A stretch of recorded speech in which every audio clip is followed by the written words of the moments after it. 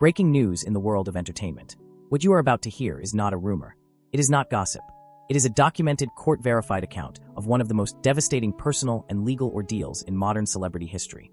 Britney Spears, global pop icon, record-breaking artist, and one of the most recognized names on the planet, spent 13 years of her life under a legal arrangement that stripped her of virtually every right most adults take for granted. She could not spend her own money. She could not hire her own lawyer. She could not choose her own medical treatment. She could not even decide where to live.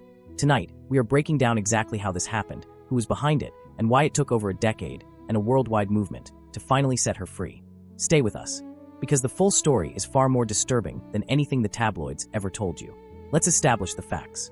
In February 2008, following a highly publicized personal crisis, one that was broadcast and mocked by media outlets across the globe, Britney Spears was placed under a legal conservatorship by the Los Angeles Superior Court. A conservatorship, also called a guardianship in some states, is a legal arrangement typically reserved for elderly individuals with severe cognitive decline or people with profound developmental disabilities. It is not a tool commonly applied to a healthy 26-year-old woman at the height of her earning power. And yet, that is exactly what happened. Britney's father, Jamie Spears, was appointed as co-conservator of both her person and her estate. That gave him, along with a court-appointed attorney, legal authority over nearly every aspect of her life. We are talking about control over her finances, her medical decisions, her living situation, her professional schedule, and even her personal relationships. For 13 years, from 2008 to 2021, Britney Spears lived under those conditions. Think about that number. 13 years. During that time, she released 4 studio albums. She headlined a 4-year Las Vegas residency that grossed over $130 million. She served as a judge on The X Factor. She performed worldwide. And she did all of it without basic legal autonomy. Let's talk about what this conservatorship cost Britney Spears. Not just personally, but professionally and historically. Britney was one of the best-selling music artists of all time entering 2008. Her 1999 debut album Baby One More Time is still considered one of the most commercially successful debut albums in music history. She had already changed pop culture forever. But under the conservatorship, the woman behind those achievements had no legal authority over her own artistic output. Her recordings, her touring contracts, her brand deals. All of it was managed and controlled by parties she did not freely choose. Industry insiders and former members of her team have since confirmed that Britney was working, sometimes against her will, while the financial proceeds from that work flowed through structures she had no meaningful input into. For years, the public narrative around Britney Spears was cruel. Media coverage of her 2007 breakdown was relentless, dehumanizing, and in many cases deeply sexist. Late-night hosts mocked her. Tabloids built entire business models around her suffering. It was not until the 2021 Hulu/New York Times documentary Framing Britney Spears that mainstream audiences began to truly reckon with how badly they had failed her. That documentary, and the explosion of the #FreeBritney movement that followed, fundamentally shifted public sympathy. Millions of fans who had spent years consuming tabloid coverage suddenly realized they had been fed a manufactured story. The conservatorship battle exposed deep, systemic failures in how the entertainment industry treats its stars, particularly young women. It prompted serious conversations in legal, medical, and entertainment circles about the misuse of conservatorship law. Advocates for disability rights groups raised urgent concerns that the conservatorship framework, designed to protect vulnerable people, had been weaponized in Britney's case to control and profit from a mentally competent adult. Britney's conservatorship did not stop her from generating money. It stopped her from controlling it.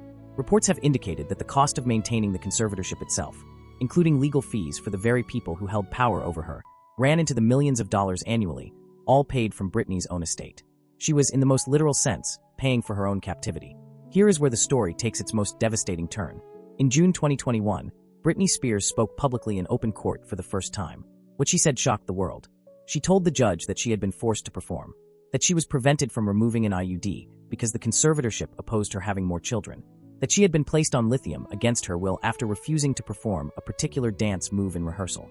She said directly, clearly on the record, that the conservatorship was abusive. She said she was not happy. She had not been happy for a long time, and she wanted her life back. The reaction was immediate and global.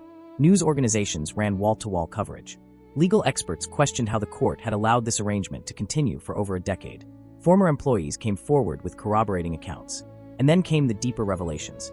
Investigative reporting by the New York Times revealed that Britney's own court-appointed attorney, the lawyer supposedly representing her interests, had never, in 13 years, pushed to end the conservatorship. He had never formally requested her input. He had been retained by the same legal system that had placed her under conservatorship in the first place. She had not been represented. She had been managed.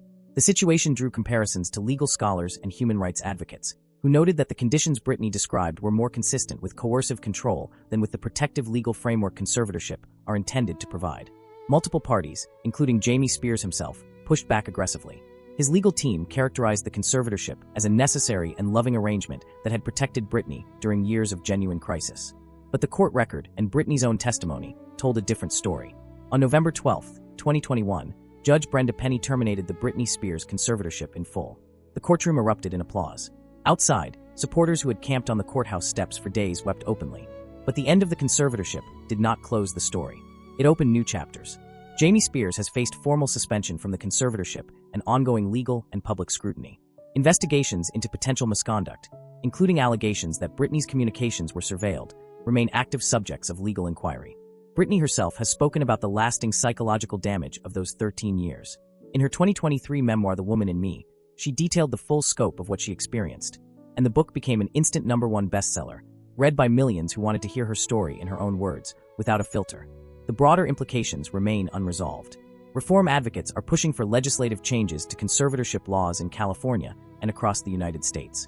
Britney's case has become a landmark reference point in those debates, and the entertainment industry itself faces a reckoning. How many other artists, particularly women, and particularly young women, have been placed in situations of exploitation dressed up as care? The answer is not yet known, but the question is being asked loudly for the first time.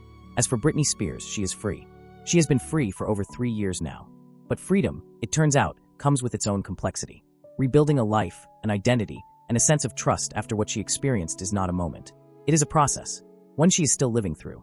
This story goes even deeper than we've covered today. The legal documents, the court filings, the insider accounts, the full timeline of events from 2007 through the termination, and what's happened since.